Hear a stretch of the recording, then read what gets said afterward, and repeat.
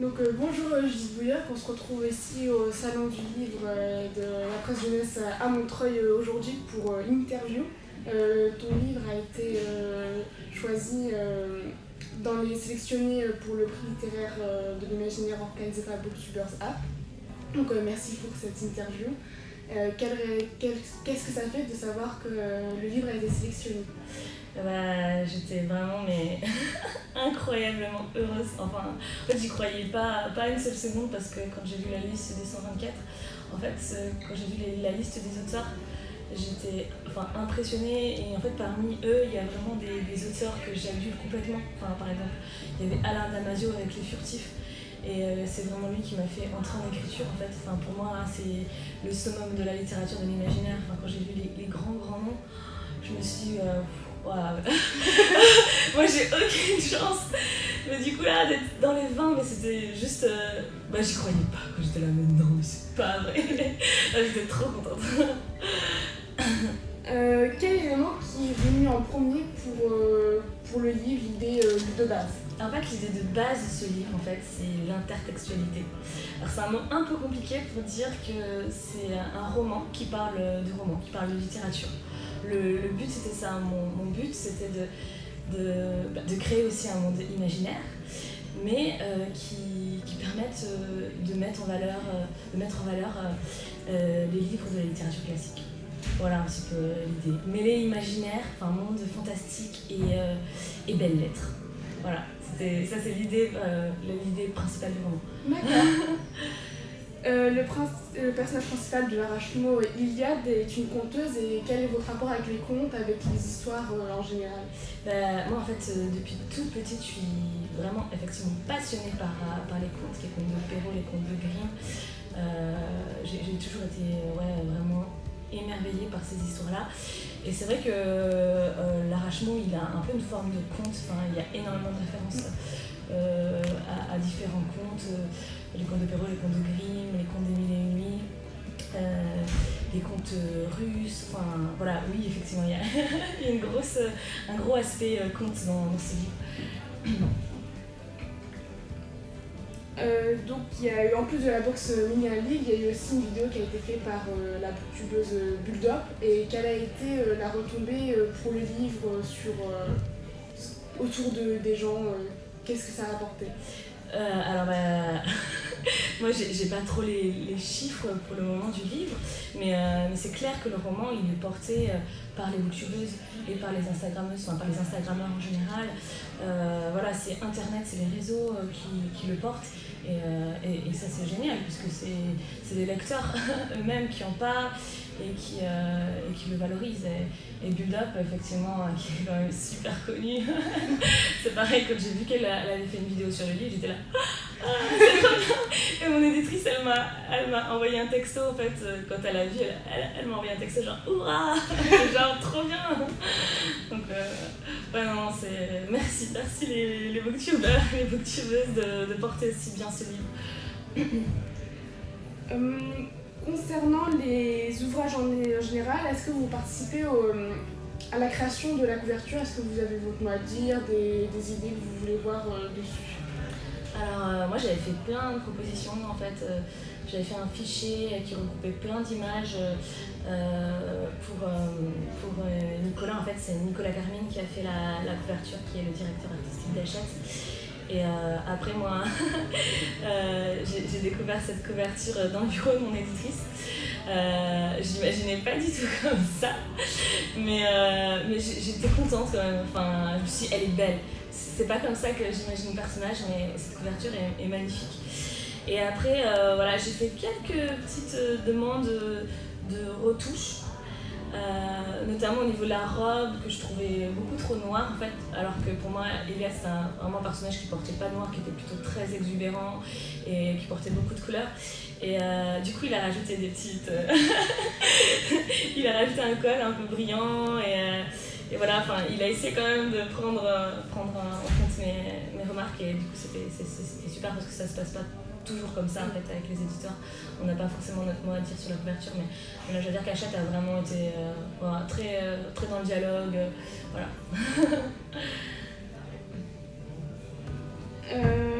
J'ai vu sur la vidéo de présentation qu'il y a sur le site que vous faites aussi des ouvrages sur commande. Comment ça se passe et est-ce que le processus est très différent des ouvrages que l'on propose aux maisons d'édition? Après ça reste de l'écriture, après c'est vrai que pour le coup l'arrachement c'est vraiment un projet très personnel, donc c'est sûr que les projets perso ils ont plus ils sont un peu plus importants en fait dans notre cœur d'auteur. Enfin, en tout cas l'arrachement il a une place particulière, mais oui ça m'arrive aussi que je trouve un projet intéressant qu'un éditeur me... Mais après il y a des commandes aussi que je refuse parce que je me sens pas du tout en phase avec l'esprit du projet, ou voilà, que j'estime que je suis pas assez compétente sur le sujet. Mais l'arrachement c'est un projet qui vient totalement de moi pour le coup. Ok. Qu'est-ce que vous apportent les lecteurs dans la vie de tous les jours, dans votre processus d'écriture? Déjà, les corrections. C'est vrai que moi j'ai pas mal de bêta-lecteurs. Donc ils me soulignent les incohérences. Donc déjà dans le processus d'écriture ils sont importants pour moi. Sur mon premier roman j'avais plus de 30 bêta-lecteurs. Alors on m'a dit que c'était énorme, mais c'est vrai que comme quand on fait de l'imaginaire et qu'on crée des mondes, tout de suite il peut y avoir des incohérences en fait, beaucoup d'incohérences dans le système politique ou et du coup c'est vrai que moi j'avais pour mon premier roman j'avais essayé de réunir une équipe d'experts, donc j'avais un médecin, un militaire, une prof de français, des gens un peu vraiment qui venaient de milieux très différents et qui me faisaient des remarques pas seulement sur l'écriture, sur le style aussi, sur la syntaxe et la ponctuation, parce que je suis pas forcément très douée en ponctuation. Donc, heureusement j'ai des amis qui sont très doués en ponctuation, donc qui me relisent. Mais et on va dire ce panel d'experts un petit peu m'a beaucoup aidé sur le premier roman. Après sur l'arrachement je me sentais plus en confiance, donc j'ai moins embêté les gens en fait. mais voilà, et après une fois que le livre est sorti, il y a les critiques des lecteurs. L'arrachement il a eu cette chance, il est très critiqué sur les réseaux, donc on prend conscience de certains trucs qu'on n'avait pas forcément vus et on se dit mais en fait j'aurais dû le faire beaucoup plus relire, mais c'est pas possible en fait, parce que après là il y a des milliers de lecteurs qui le reçoivent et qui le voient, qui le vivent différemment, qui construisent leur propre sens sur le livre, et c'est incroyable de voir qu'il y a des gens qui s'arrêtent sur des trucs sur des trucs de dingue. J'ai un lecteur qui m'a fait tout un retour sur les grenouilles du livre. Moi j'avais pas du tout pensé analyser le truc et tout, et lui c'est un spécialiste des grenouilles et je sais pas, il a été super marqué par la mare au crapaud du roi et il m'a fait... Et pour lui c'était l'idée principale du roman, alors que pour moi absolument pas. Mais voilà, c'est drôle de voir effectivement comment les gens vivent en fait, et intègrent le roman. En effet. Est-ce que vous savez quelle est la cible générale de vos ouvrages, des enfants, des adolescents? Alors l'arrachement, je l'ai écrit plutôt pour des collégiens et des collégiennes. Donc, pour moi c'était à partir de 11-12 ans le public de l'arrachement, mais je suis incroyablement surprise de voir qu'il a un succès, que finalement le succès il est plutôt chez les 20-30 ans. Donc après beaucoup de gens le qualifient de littérature young adulte. Je sais pas, c'est super dur de savoir pour qui on écrit. Moi, idéalement, je voudrais écrire pour tout le monde, quoi. Mais c'est vrai que dans mon idée, c'était quand même un livre pour les ados, pour les jeunes ados. Mais voilà, avec plusieurs sens de lecture, et un livre qui aussi pourrait convenir, du coup, même si l'intrigue convient très bien à des ados, qui dans les doubles sens, dans tous les sens de lecture, pouvait aussi convenir à des adultes. Enfin, comme il y a énormément de références littéraires, effectivement, les passionnés de littérature classique, ils aiment ce roman parce que voilà, ils ont toute cette culture derrière, et voilà, ça les fait rigoler.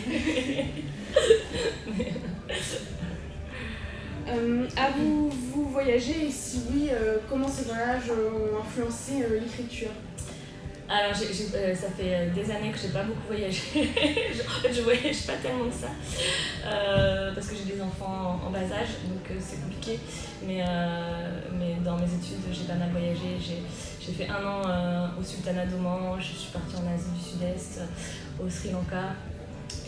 Et c'est vrai qu'un voyage, ça marque toujours l'imaginaire. Mais après, je voyage moins parce que du coup, j'ai des obligations familiales. Mais voilà, mais je lis énormément et la lecture, c'est un voyage aussi. Enfin, c'est ce que j'essaie de dire dans ce roman, en tout cas. Est-ce qu'il y a des manuscrits oubliés au fond d'un tiroir qui n'ont jamais été sortis? Oui, de nombreux. Hein. J'en ai plein qui pourrissent au fond de mon ordi, qui attendent de trouver un éditeur, voilà, qui cherchent toujours leur éditeur. J'écris vraiment dans différents genres. Il se trouve que le fantastique trouve preneur. Le roman fantastique trouve preneur, donc c'est génial, mais j'écris pas que dans cette veine-là. Et voilà, d'ailleurs, mon prochain livre n'a strictement rien à voir avec la littérature fantastique. Mais voilà, c'est quand même un genre que j'affectionne.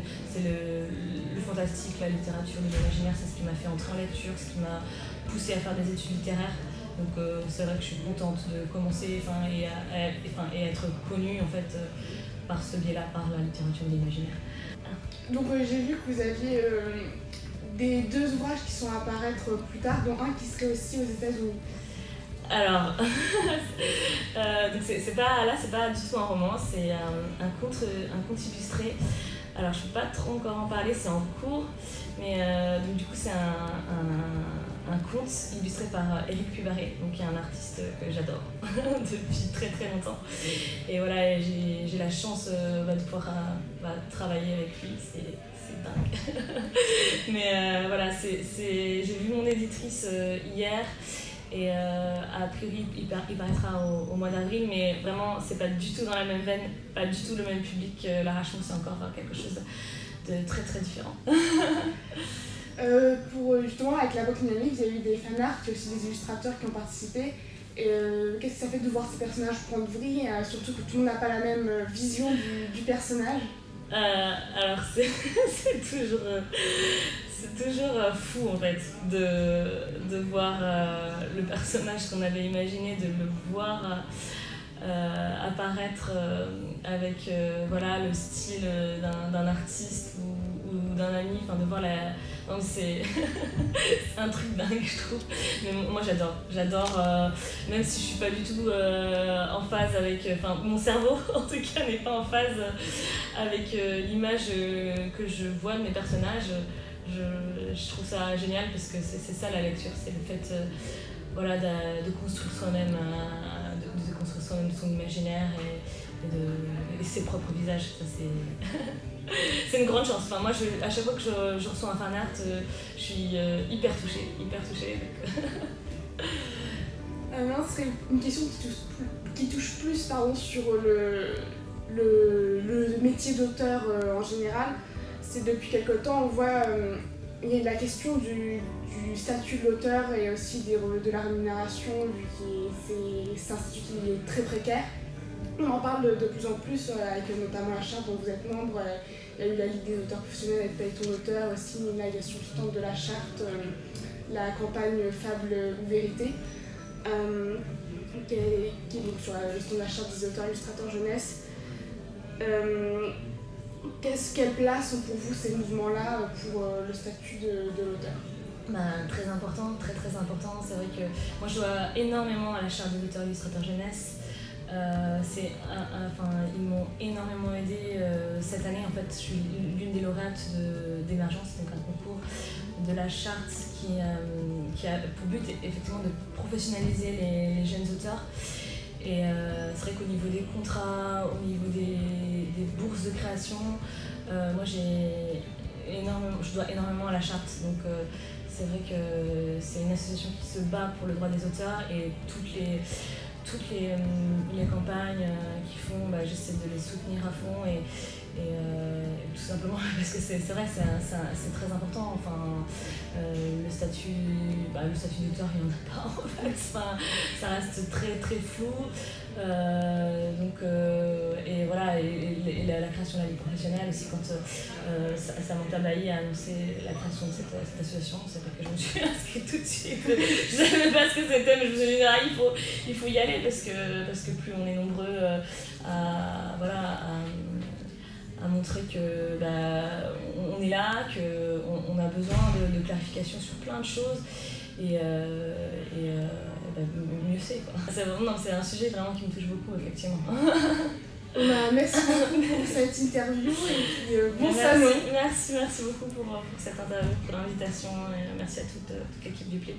Et puis bon courage pour sélectionner les 5 finalistes, ça va être chaud.